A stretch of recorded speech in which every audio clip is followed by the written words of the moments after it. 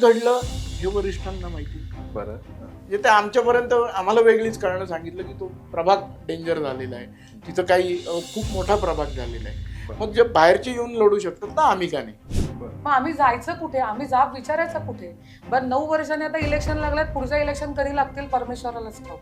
माझ्या वयाची आज एवढी वर्ष झालीत, मला पुढे संधी कधी मिळणार? आणि जर आत्ता तुम्ही एका अशा व्यक्तीला तिथे तिकीट दिलेलं आहे की जिथे निवडून यायचं आणि जिथे 35 वर्ष पुढे काम करायचे चान्सेस आहेत, तिथे माझ्यासारख्या नॉन पॉलिटिकल बॅकग्राऊंडच्या व्यक्तीला पुढे संधी मिळेल असं मला तर. आणि मी नरेंद्र मोदींचं एक वाक्य ठरवलं की ना खाऊंगा ना खाली दूंगा.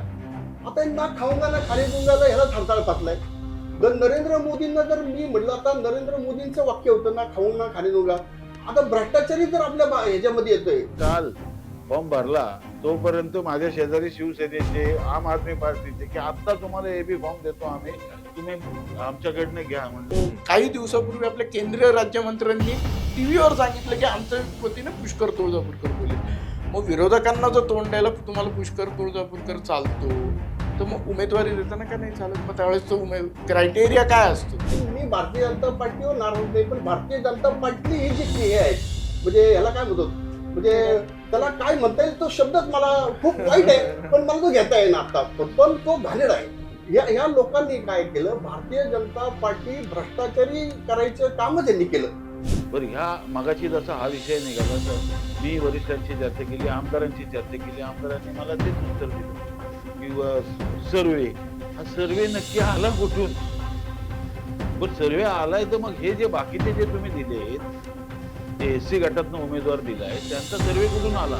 विदिन 1.5 दिवसात त्यांचा सर्वे येतो कुठून? 9ची इलेक्शन, 14ची इलेक्शन, 19ची इलेक्शन, मुरलीधर मोहोळांची 24ची इलेक्शन, ही सगळी पदं आम्ही आमच्या स्वतःचा पदरचा पैसा आणि वेळ खर्च करून आम्ही कामं केलेली पक्षाची. नमस्कार, टॉप न्यूज मराठीमध्ये आपलं स्वागत. आणि आपण पाहतात आमचा निवडणूक विशेष कार्यक्रम पंचायत. मंडळी, कालपासून सर्वाधिक चर्चेत असलेला विषय किंवा सर्वाधिक ट्रेंडिंग असलेला विषय म्हणजे उमेदवारी डावलल्या गेलेल्यांच्या वेदना. सोशल मीडियावर वेगवेगळ्या प्रकारचे व्हिडिओ येत आहेत, लोक आपली मतं, आपली मनोगत व्यक्त करतायत आणि त्यामुळेच की या डावललेल्या लोकांचं म्हणणं नेमकं काय आहे हे आपण आज जाणून घेणार आहोत. आणि माझ्यासोबत आहेत, म्हणजे विशेष करून खरं तर सगळ्याच पक्षामध्ये थोड्या बहुत फरकाने ही परिस्थिती असते, मात्र पुण्यासारख्या शहरामध्ये भारतीय जनता पक्ष जो सर्वाधिक बलाढ्य पक्ष म्हणून मानला जातो, त्या बलाढ्य पक्षामध्ये जे उमेदवार वर्षानुवर्ष पक्षाचं काम करतायत त्यांना उमेदवारी मिळाली नाही आणि त्यामुळे ते कुठेतरी नाराज आहेत. आणि ते सगळे लोक आज माझ्यासोबत आहेत. सगळ्यात आधी जाऊयात पुष्कर तुळजापूरकर. पुष्कर तुळजापूरकर, आपण अनेक आंदोलनांमध्ये किंवा कुठल्याही विषयावरती चर्चेचा विषय असला तर प्रवक्ते म्हणून भारतीय जनता पक्षाच्या वतीनं कार्यक्रमांमध्ये सहभागी झालेले आपण पाहिलेले आहेत. त्यानंतर ॲडव्होकेट मोहना नातू गद्रे. ॲडव्होकेट नातू या गेले अनेक वर्ष भारतीय जनता पक्षाच्या कार्यकर्त्या आहेत. मग रस्त्यावरती पत्रकं वाटण्यापासून ते आंदोलनांमध्ये देखील त्या आक्रमकपणे सहभागी झाल्याचं आपण पाहिलेलं आहे. त्या देखील यावेळी इच्छुक होत्या.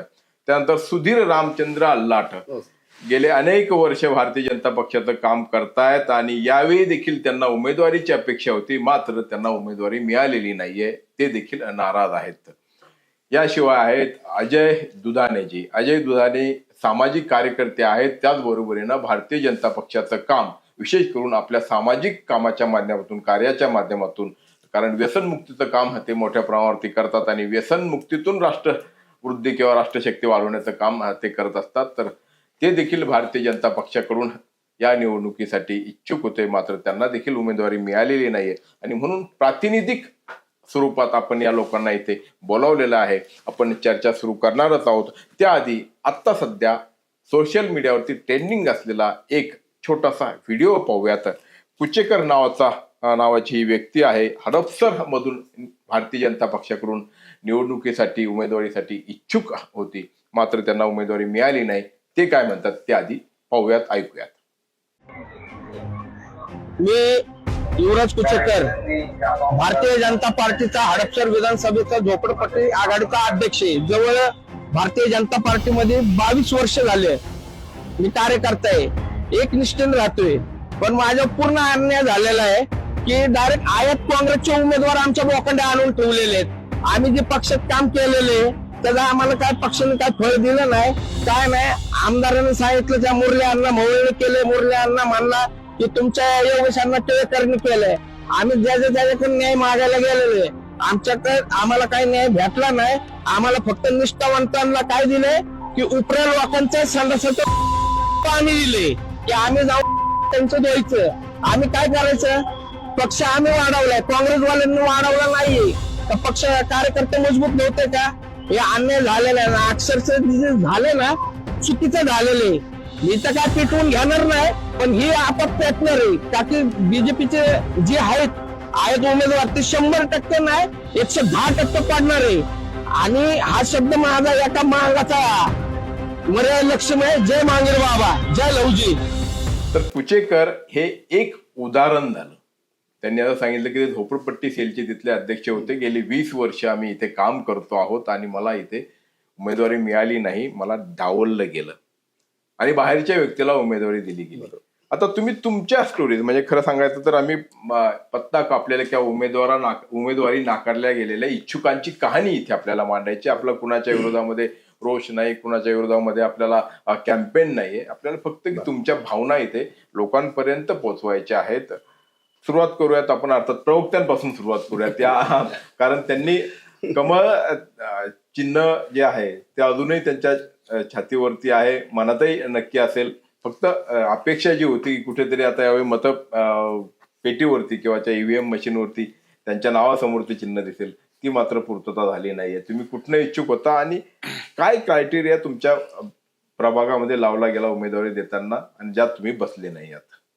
प्रथमतः माझा जो प्रभाग होता तो 23D मधनं मी इच्छुक होतो, पण तिथनं शिवसेनेतनं काही महिन्यापूर्वी आमच्या पक्षात आलेले विशाल धनवडे त्यांचं 6 महिन्यापूर्वीच ठरलं होतं की ते तिथं उमेदवार आहेत. बर, तुम्ही जरा मोकळं बोला. तुम्ही नाही, असा आवाज दबला. नाही, विषय असा आहे, मोकळा म्हणजे सुरुवात आहे ना, नंतर तो पिच वाढणार आहे त्याचा. त्याच्यानंतर मग क मधनं मी माझ्या पत्नीसाठी प्रयत्न करत होतो. तीही पार्टीची पदाधिकारी होती, भारतीय जनता पार्टीची शहर पदाधिकारी होती, प्रचार प्रसिद्धी प्रमुख होती महिला आघाडीची. तिने बऱ्यापैकी चांगलं काम केलं होतं, तिच्यासाठी इच्छुक होतो.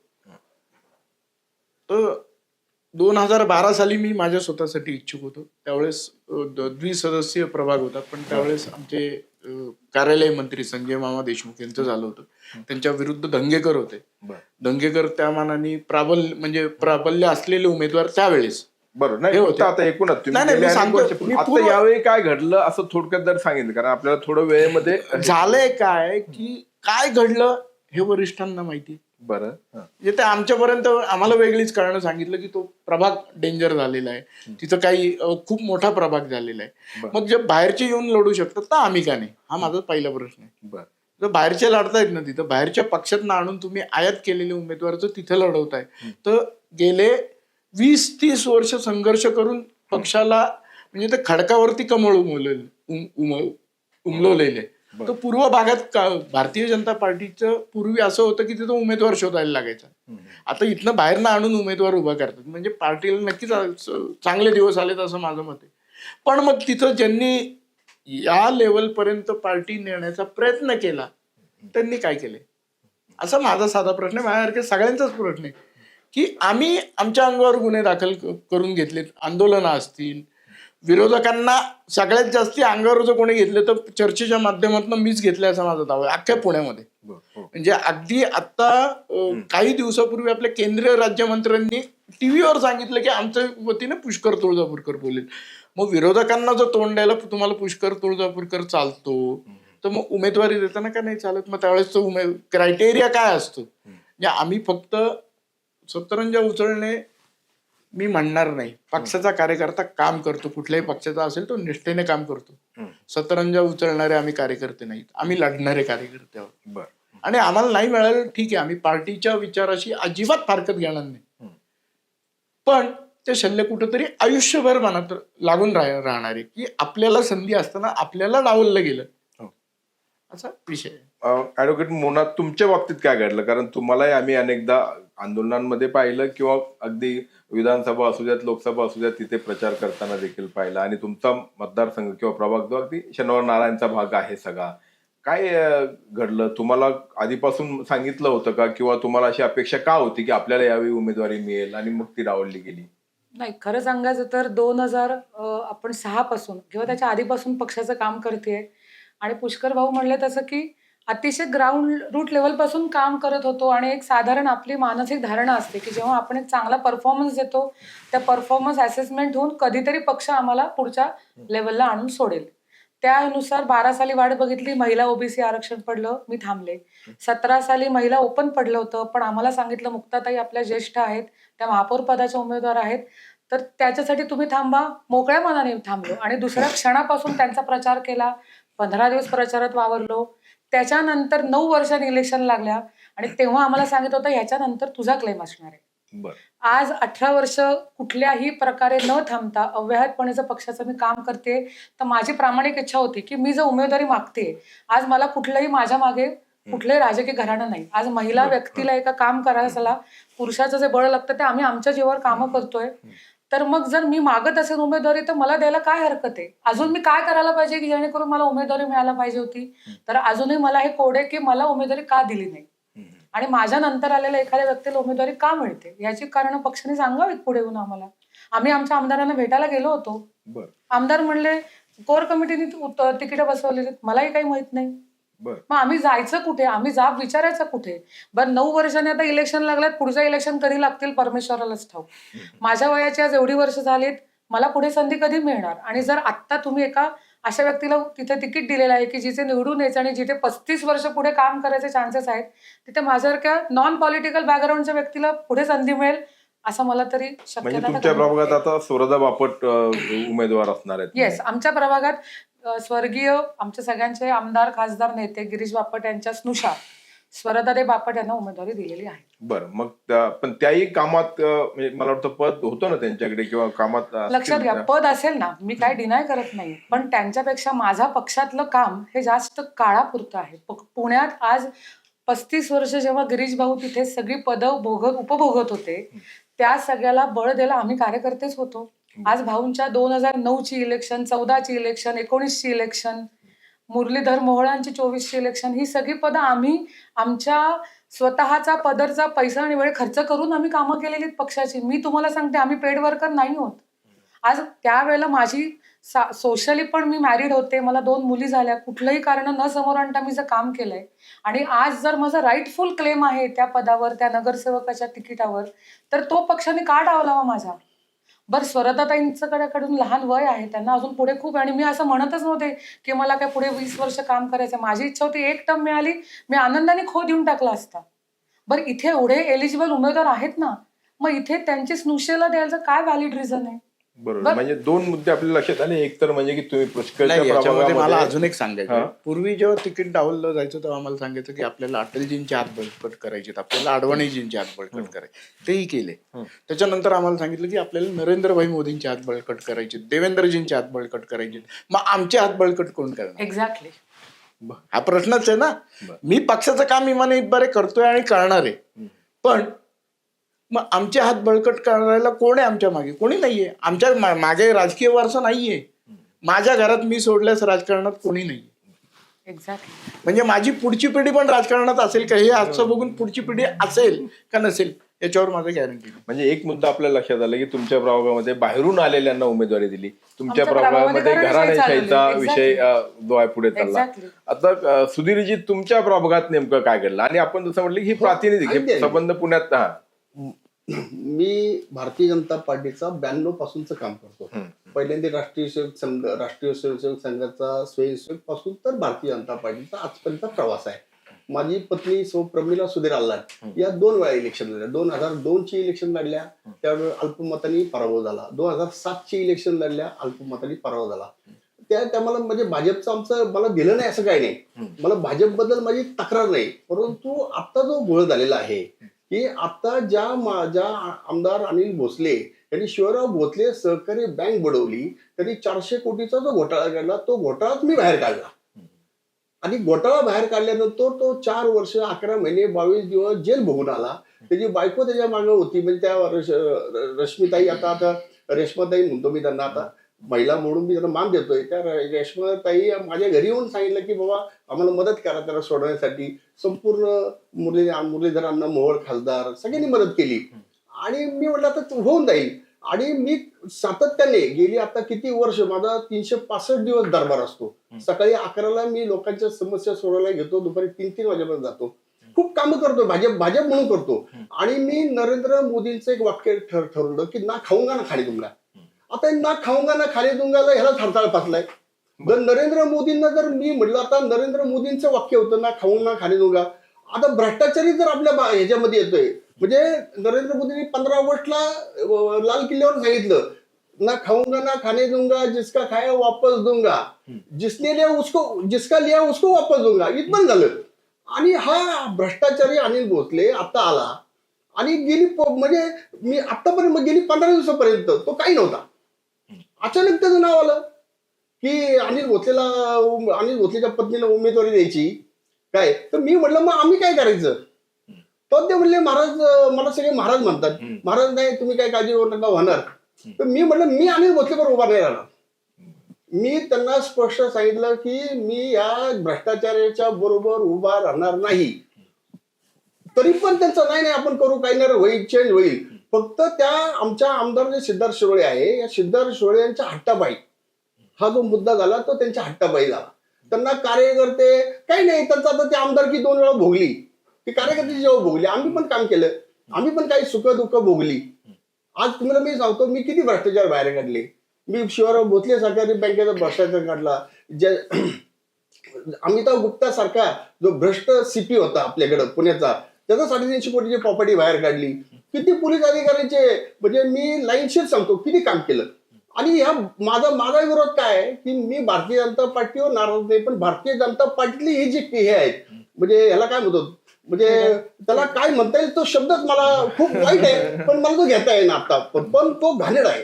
ह्या लोकांनी काय केलं, भारतीय जनता पार्टी भ्रष्टाचारी करायचं कामच त्यांनी केलं. म्हणजे आम्हाला खूप त्रास होतो. त्यामुळं माझं असं म्हणणं होतं की अनिल भोसलेला तो उमेदवारी न देता मला पण देऊ नका, चला सोडून द्या माझी उमेदवारी, द्या ना, कॅपेबल लोक आहेत आपल्याकडं, परंतु अनिल भोसले पॅनल आणल अशी त्यांची भावना. आणि अरे कसे आणल. आणि दुसरं तर मला सगळ्यात शॉर्ट का, मला सगळ्यात सांगायचं ते तुमचं सर्वेत नाव यायला पाहिजे. मी तो सर्वेवाल्याला आहे ना, थांबा मी त्या सर्वेवाल्याला पकडणार आणि त्याला ठोकणार. मला थांबा रे बाबा, तो सर्वे जो आहे, कोण सर्वेवाला हा. मग सर्वे मध्ये जर अनिल भोसलेची बायको येते, ती 4-5 वर्ष कामच नाही केलं, रेश्माताई भोसले येतात आणि त्यांनी कामच नाही केलं, मग ते सर्वे झाले कसे. आणि आम्ही 365 दिवस काम, रोज फेसबुकवर आहे, तुम्ही प्रत्येक मीडियावर आहे, रोज मी चर्चेत आहे. पण तिथं सगळ्या आमच्याकडं माझ्याकडे संघटन आहे, तरुणांचं संघटन, महिलांचं संघटन, रेशन कार्डची कुठली पाहिजे ती कामं शून्यातली. फक्त भ्रष्टाचार या विषयावर नरेंद्र मोदींचं स्वप्न साकार करायचं ठरवलं.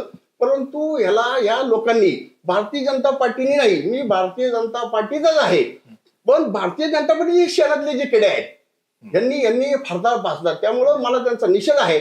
मला तिकीट द्या, मी तिकीट दिलं म्हणून मी नाराज नाही. मी 12 साली घेतलं नाही, मी 17 साली घेतलं नाही. पण आता माझ्यात धमक होती की नाही, मी आता निवडून येणार. आणि अशा टाइमला त्यांनी त्याला घेतलं.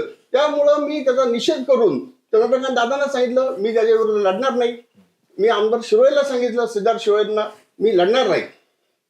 म्हणजे की तुमच्या बाबतीत असं घडलं की एकतर ते मूळ उमेदवार बाहेरच्यात, त्यातही परत म्हणजे भ्रष्टाचाराची आरोपाची पार्श्वभूमी असलेल्या, आणि त्यामुळे असं किती मोठा प्रश्न सांगा ना. 400 कोटीचा भ्रष्टाचार किरकोळ आहे का. आज लोक देशून व्हायला लागली महाराज. 92,000 लोकांना, म्हणजे एकूण सगळे 55,000 लोक आहेत, त्यातल्या 92,000 लोकांना यांनी पैसे दिले नाही. जे 5-5 लाख मिळाले ना, ते इन्शुरन्सचे पैसे मिळाले. आणि अजून 1804 लोकांना अजून 222 कोटी रुपये द्यायचे. आपण अजय जिंकडे त्यांचं एक फक्त म्हणजे आपण एक राऊंड पूर्ण होऊ द्यात. अजयजी, शिवाजीनगर मतदारसंघ गेल्या वेळी आपण पाहिलं की सगळेच उमेदवार तुमचे भारतीय जनता पक्षाचे निवडून आले होते, विधानसभा क्षेत्रात असलेले, महापालिकेच्या सगळ्या ठिकाणी. म्हणजे एका अर्थाने परिस्थिती अनुकूल आहे. आणि त्यामुळे आता जे बोललं जातं की इलेक्टिव्ह मेरिट मुळात जर अख्खा मतदारसंघ जर अनुकूल असेल तर मग जसं आपण म्हणतो की तिथे दगडही उभा केला तरी निवडून येतो, अशी परिस्थिती काही ठिकाणी आहे. शिवाजीनगरची नेमकी काय परिस्थिती आहे, तुमच्या प्रभागातली काय स्थिती, आणि तुम्ही तर गेले मी पाहत होतो गेले अनेक वर्ष कामही करतात आणि मला निवडणूक लढवायची असं म्हणत होतात. मग काय घडलं तुमच्या बाबतीत? मी प्रभाग क्रमांक 12D कोलाघाटातनं इच्छुक होतो. म्हणजे आता कालपर्यंत इच्छुक म्हणजे संपली आता मुदत ती. त्याच्यात भारतीय जनता पार्टीबद्दल माझा आक्षेप कुठंच नाही. मी भारतीय जनता पार्टीचा कार्यकर्ता हे मी अभिमानाने सांगू शकतो. फक्त माझा नाराजी पण नाही, माझा आक्षेप आहे की आमच्या इथं जर खुल्या गटात जिथं पुरुष गट आहे किंवा सर्वसाधारण आहे त्यातनं ऑलरेडी 2 महिलांना उमेदवारी दिलेली असताना तिसरी महिला आमच्यावर कशासाठी आमच्या गटात आणून उभी केलेली. बरं, तिथं काय असं नव्हतं की माझ्याबरोबर तुल्यबळ माझ्यासारखेच आणखी 3-4 जण इच्छुक होते ना. म्हणजे मला जरी उमेदवारी नसती मिळाली तरी आणखी बाकीचे कोणीतरी होतेच ना. त्या सगळ्यांना डावलून त्या महिलेला आणायचं कारण काय? म्हणजे काही गरज नसताना त्या ठिकाणी महिला दिली आणि 3 महिला त्या प्रभागामध्ये, आमच्या प्रभाग क्रमांक 12 मध्ये 3 महिला. बरं, ह्या मगाशी जसा हा विषय निघाला मी वरिष्ठांची चर्चा केली, आमदारांची चर्चा केली. आमदारांनी मला तेच उत्तर दिलं की सर्वे, हा सर्वे नक्की आला कुठून? बरं, सर्वे आलाय तर मग हे जे बाकीचे जे तुम्ही दिले, जे SC गटातनं उमेदवार दिलाय त्यांचा सर्वे कुठून आला? विदिन 1.5 दिवसात त्यांचा सर्वे येतो कुठून? 8 दिवसात सर्वे येतो कुठून फॉर्म भरल्यानंतर? पण पूर्वी असं व्हायचं की इच्छुक उमेदवारांना समजा त्यांना उमेदवारी नाही द्यायची किंवा त्यांच्याविषयी काही वेगळा निर्णय घ्यायचा असेल त्यांच्याशी बोललं जायचं. म्हणजे जी माझी माहिती आहे की बाबा कुणीतरी वरिष्ठ नेते, आमदार किंवा त्या भागातले काही निवडणूक प्रमुख की बाबा असं झालेलं आहे, यावेळी आपल्याला ही ऍडजस्टमेंट करावी लागते, काही तडजोड करायला लागते. तसं काही तुमच्या बाबतीत घडतं का? म्हणजे हल्ली कार्यपद्धती नाही, आता काय तुम्हाला आहे? सांगतो याच्यामध्ये. आमच्याकडं तर आता 30 तारखेपर्यंत मला 5 वाजता आमच्या आमदार सिद्धार्थ शिरोळेंचा मला मेसेज आहे, बर, महाराज आपण बोलू 5 वाजेपर्यंत या. म्हणजे संध्याकाळी 30 म्हणजे कालची परवा 29 तारखेपर्यंत संध्याकाळी 5 वाजेपर्यंत मेसेज आहे, महाराज संध्याकाळी या आपण बोलू, काहीतरी करू, होईल. म्हणजे ते आपल्याला ते वेळे समजतात. मी फक्त इथं का आलो या स्टुडिओवर मध्ये, तर ही जी माझी भावना आहे ही नरेंद्र मोदींपर्यंत पोहोचली पाहिजे, ही देवेंद्र फडणवीसांपर्यंत पोहोचली पाहिजे. तर हा भ्रष्टाचारही या अनिल भोसलेला घेतलं, हा सगळ्यात मोठा माझा मुद्दा आहे. आणि असे बरं का सर, हा एकटाच अनिल भोसले सोडून द्या किंवा रेश्मा भोसले सोडून द्या, रेश्मा भोसले तर फरार आहे, पण ह्या भारतीय जनता पार्टीने जे आता भ्रष्टाचारी घेतलेत आणि त्यांना तिकडे दिली ती योग्य नाही. हे नरेंद्र मोदींना मी निक्षून सांगतो, नरेंद्र मोदी तुम्ही जर ऐकत असाल तर लक्षात घ्या, हा सगळा भयानक प्रकार पुण्यामध्ये चाललेला आहे की म्हणजे तुम्ही सांगितलेलं ना खाऊंगा ना खाणे दूंगा, आम्ही त्याच्यावर चालतो. परंतु हे जे भ्रष्टाचारी घेऊन हे जे काही नेते जे आहेत ते भ्रष्टाचाराला खतपाणी घालतात, त्यांच्यावर तुम्ही कारवाई करा, यांना पक्षातून या नेत्यांना काढा. भ्रष्टाचार करण्याला तो काही येत नाही, कारण तुम्ही घेता म्हणून भ्रष्टाचारी येतो. भ्रष्टाचारी काय तसं येऊ शकत नाही. आपल्या घरामध्ये आपल्याला दार आहे, आपल्या दारामध्ये कोणाला घरात घ्यायचा हा आपला अधिकार आहे, भारतीय जनता पार्टीचा आपलाच दार आहे ना. आपल्या दारामध्ये भ्रष्टाचारी घ्यायचा का नाही आपल्याला कळतो. आपण म्हणतो आपल्या घरात हा येऊन यायला पाहिजे, तो नाही यायला पाहिजे. मग भ्रष्टाचारी कसा आपल्या घरात येतो? भ्रष्टाचारी आपण घेतो म्हणून येतो. म्हणून नरेंद्र मोदीजी मी तुम्हाला विनंती करतोय की ह्या ज्या भ्रष्टाचाराने यांनी घेतले, पहिला त्यांना बाहेरचा रस्ता दाखवा. आता काही ठिकाणी असं घडलं था एक तो विषय की त्या वडगाव शहरी विधानसभा मतदारसंघामध्ये जिथले आता विद्यमान आमदार आहे राष्ट्रवादी काँग्रेस शरदचंद्र पवार पक्षाचे आमदार आहेत आणि त्यांचे पुत्र आणि त्यांची सून आणि मला वाटतं आणखी कोणीतरी नातेवाईक तर ते भारतीय जनता पक्षामध्ये आता अलीकडे आले, तर त्याविषयी पण बरीचशी नाराजी म्हणजे बघायला मिळते. हे तुमच्या पक्षात म्हणजे काय कार्यपद्धती बदलली का विचारसरणी बदलली, काय तुमच्या पक्षात नेमकं मी हे एक सांगू का, हे सर्वेशी जोडूनच त्याला मी जोडून उत्तर देते.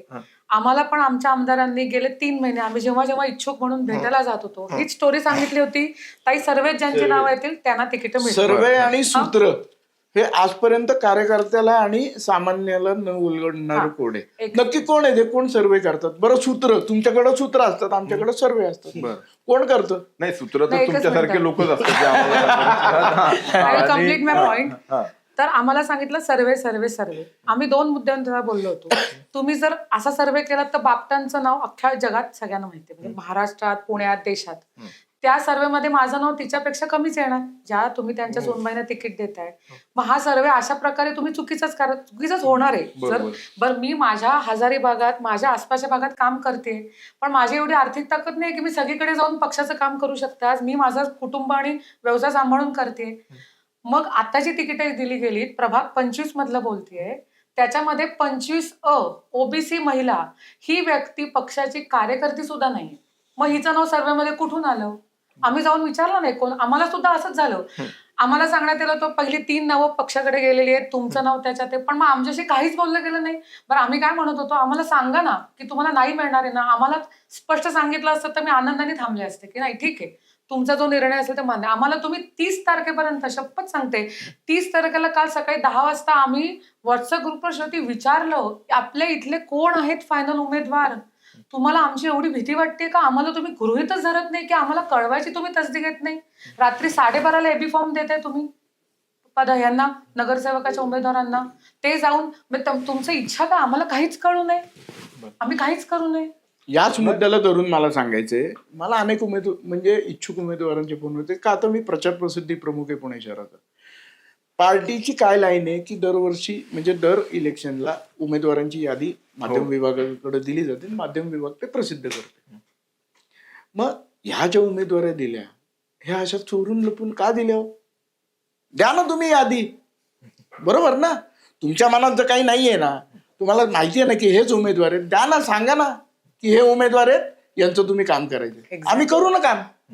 पण लपून छपून रात्री 3, 4, 5 ही कुठल्या दिशेला चालली आहे पार्टी? ही भारतीय जनता पार्टी आहे.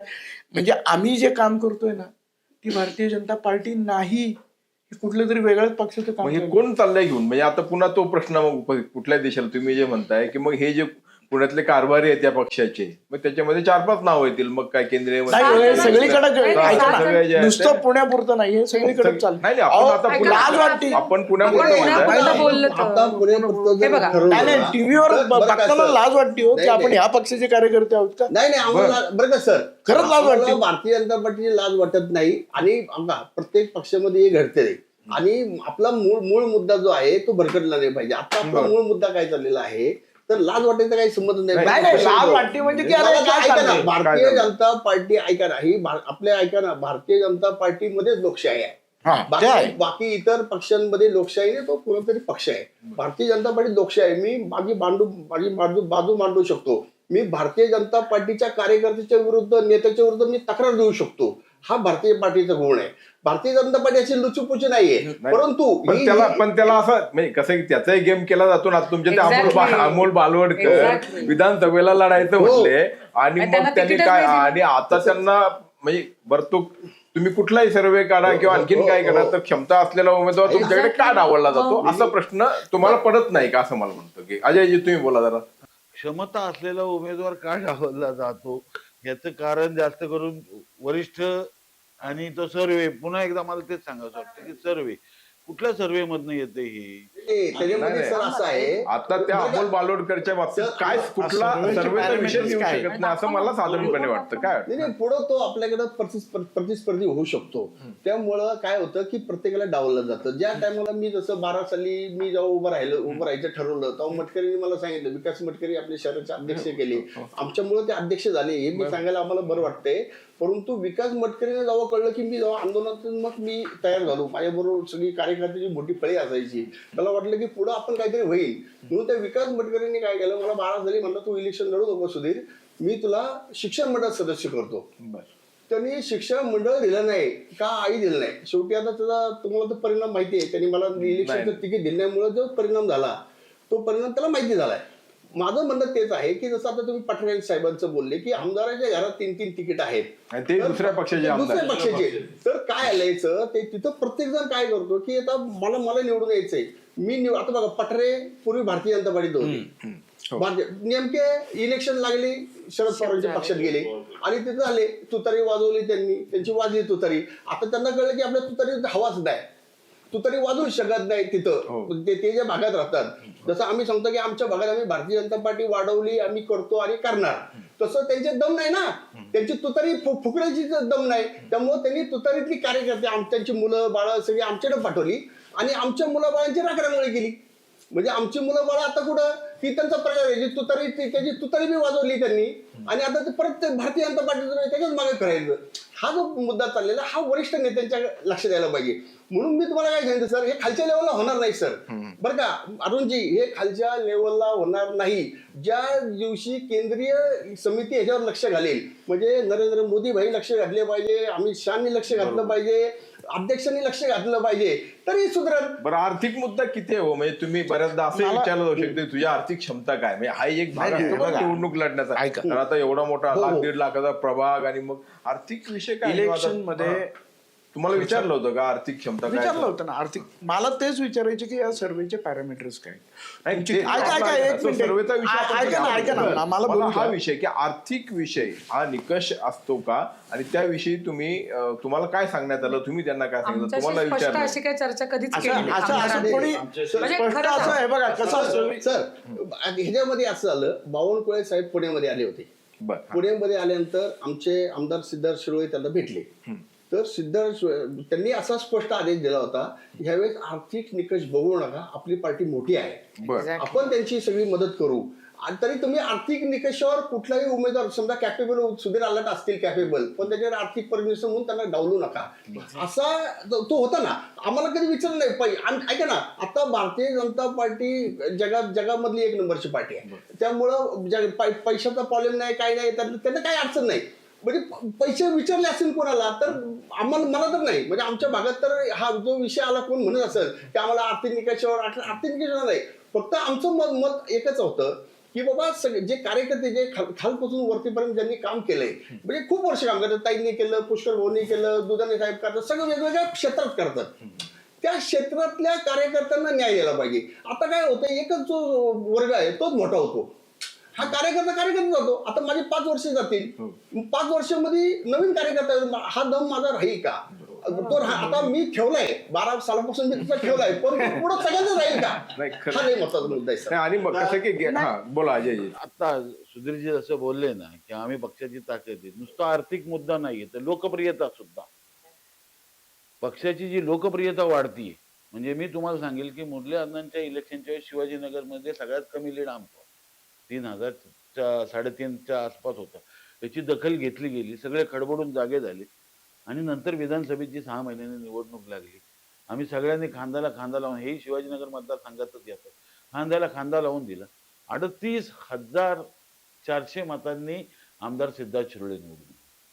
म्हणजे हा एवढा डिफरन्शिएट जर असेल, लोकांमध्ये रुजवणे, वरतून आलेल्या विकसित भारत सारख्या वेगवेगळ्या योजना, त्या योजनांचा प्रमुख म्हणून मी काम केलं. मी नुसतं सामाजिक कामाबरोबरच बोलत नाही, तर पक्षाच्या ज्या जबाबदाऱ्या माझ्यावर दिल्या, 280 याद्यांचा प्रमुख म्हणून मी काम पाहिलेलं आहे. यादी प्रमुख, बूथ प्रमुख, ही जी रचना लावली जाते आमच्याकडे, या रचनेत आम्ही जे पूर्णपणे काम केलं. इथं आमचे बूथ प्रमुख सुद्धा आता काही ठिकाणी उभे आणि तिकीट मागतायत.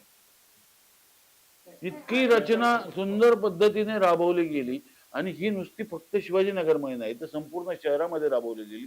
प्रसिद्धी माध्यमाच्या माध्यमातून मी, पुष्कर भाऊ, आम्ही एकत्र काम केलं. वेगवेगळ्या माध्यमातून पक्षाची इमेज बिल्डिंग जी होती ती एकदमच मोठी प्रमाणात केली, आणि लोकप्रियता वाढली. त्यामुळं उमेदवारीसाठी संघर्ष आणि उमेदवारीसाठी चुरस वाढली. हरकत नाहीये, त्यातनं आर्थिक निकष हा भाग कुठेच नव्हता. आता आमच्याकडे तुम्हाला सांगतो, आमच्याकडे मी जेव्हा सुरुवात केली ना, माझे बूथ अक्षरशः लाथाडून टाकले होते.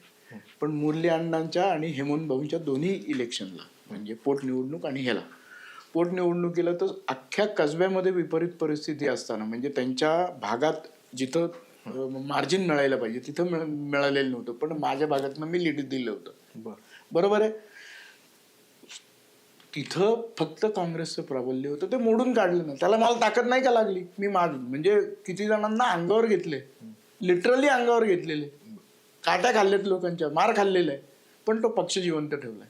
आणि तिथं जो मी जिवंत ठेवते, आज अशी परिस्थिती की जे मला विरोध करत होते त्या सगळे माझ्या मागे, तिथं यावेळेस काँग्रेसचा एकही बूथ नव्हता. म्हणजे हे विजयाचं नाही एका अर्थाने.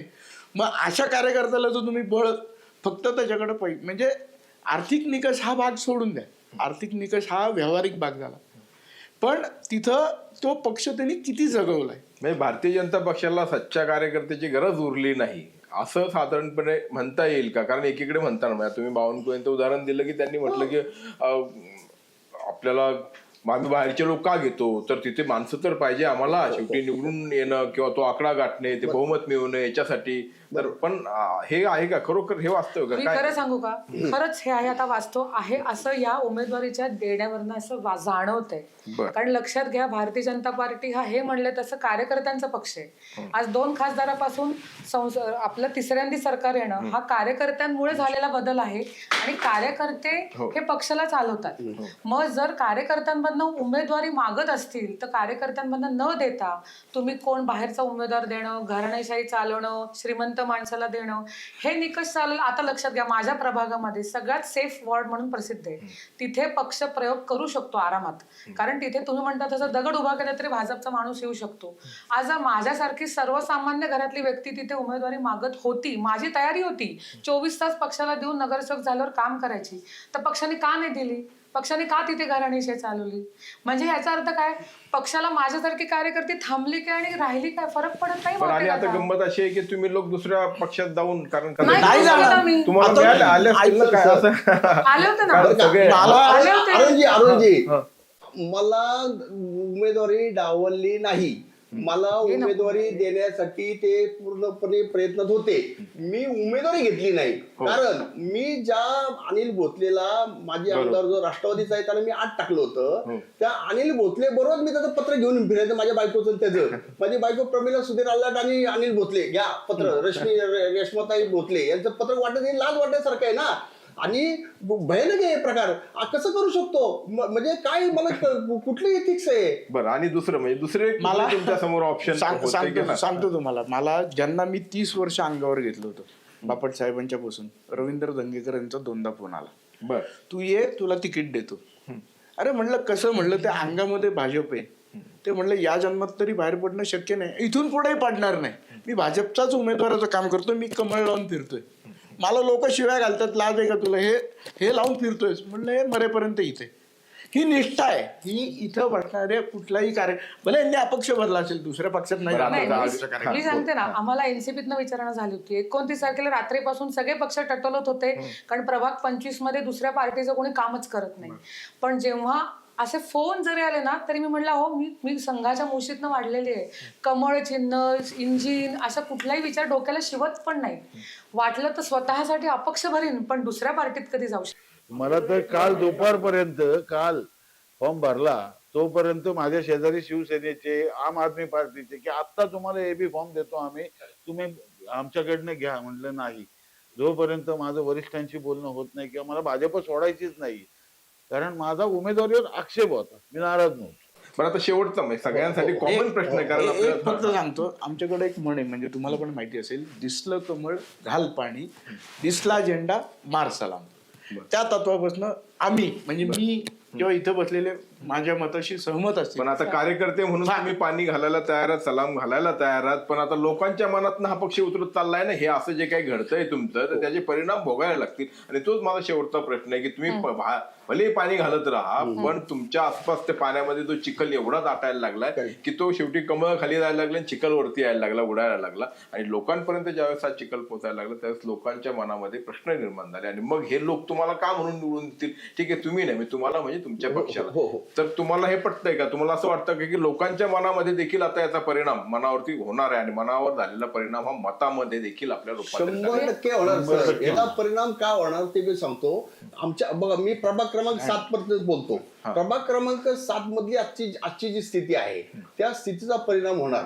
मी तर काय, मी अनिल भोसलेचा किंवा त्या रेश्मा भोसलेंचा मी प्रचार करणार नाही. मी एक वेळ मी शांत राहील, परंतु मी दुसऱ्या पक्षाचा प्रचार नाही करणार, पण रेश्मा भोसलेंचा प्रचार करू शकत नाही. उलट मी त्यांना सांगणार लोकांना की नरेंद्र मोदींचं वाक्याला हरताळ बसलाय या अनिल भोसले. बरोबर आहे. पण हे झालं तुमच्या प्रभागापुरतं, पण एकूणात पक्षाची प्रतिमा जी आहे, तिकीट वाटप झाले त्यामुळे पक्षाबद्दल लोकांना अतिशय सरप्राईज झालेले आहेत. म्हणजे नॉट ओनली माझ्यासाठी नाही असं म्हणते, पण जिथे जिथे जे लोक प्रमुख दावेदार होते तिथे भलत्याच लोकांना उमेदवारी दिली आणि कार्यकर्ता संपवला.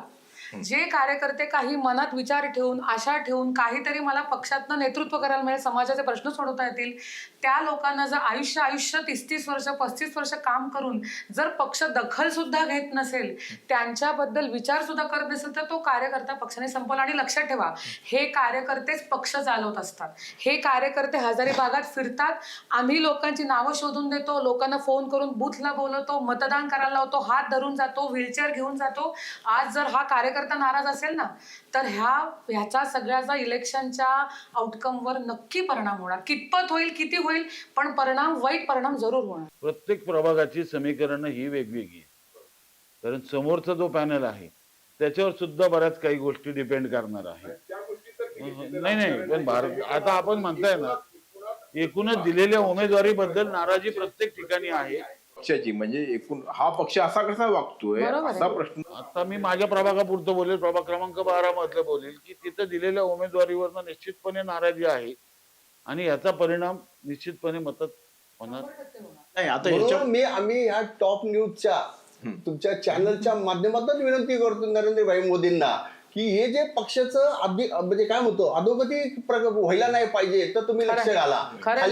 हे जे म्हणजे जे जे भ्रष्टाचारांना आतमध्ये घरात घेतात त्यांना पहिलं बाहेर काढा आणि स्वच्छ लोकांना स्वच्छ चारित्र्याच्या लोकांना तिकीट द्या, ही आमची मागणी आहे. प्रसिद्धी प्रमुख थोडं मी यांच्याशी कदाचित दुमत असेल. हा, तुमचं काय मतदार जे आहेत ते सुज्ञ आहेत. बरोबर आहे. म्हणून ऐका लोकसभेला पार्टी बघतात, विधानसभेला पार्टी बघतात आणि महानगरपालिकेला कार्यकर्ता बघतात. पण आता ते चित्र भारतीय जनता पार्टीने चेंज केलेलं आहे. आज जी पुणे शहरात होणारी डेव्हलपमेंट आहे त्याच्या ठीक आहे, कार्यकर्ता आणि पक्ष म्हणजे कार्यकर्ता हा मतदार आणि पक्षांमधला दुवा असतो. तर मी माझ्या पक्षाचं ब्रँडिंग कसं करणार, ह्या आता इथून पुढच्या काळात मी ठरवलं पाहिजे.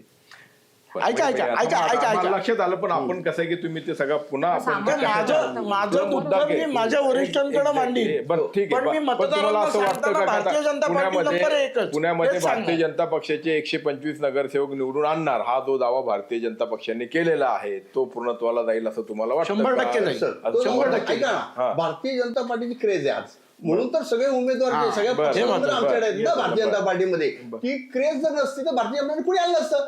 आम्हीच उलट मग म्हटलं ते महाराज तुम्ही लढा, आता क्रेज आहे म्हणून तर सगळे येतात ना.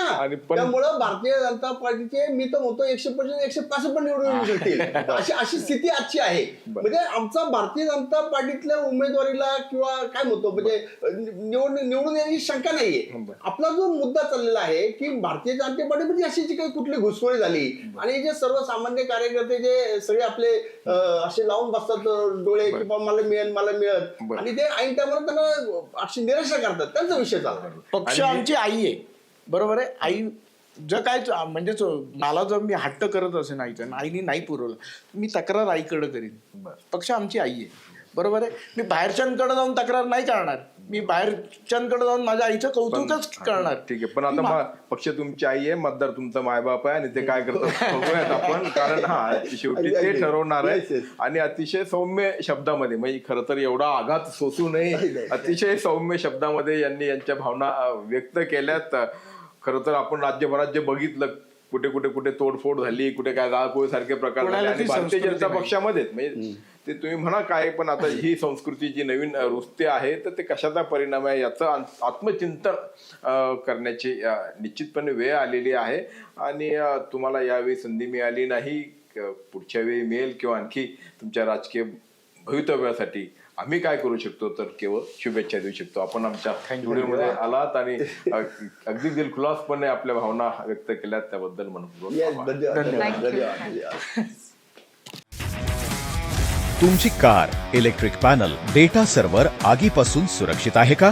नाही? मग आजच बसवा F protect temperature activated fire suppression device. यामध्ये आहे eco friendly non toxic pressurised liquid जे आग लागल्यास क्षणार्धात ऍक्टिव्हेट होऊन आगीवरती मिळवते नियंत्रण. बसवण्यास अतिशय सोपे आणि सुटसुटीत टेकालिपचे एक दर्जेदार उत्पादन एफ प्रोटेक्ट.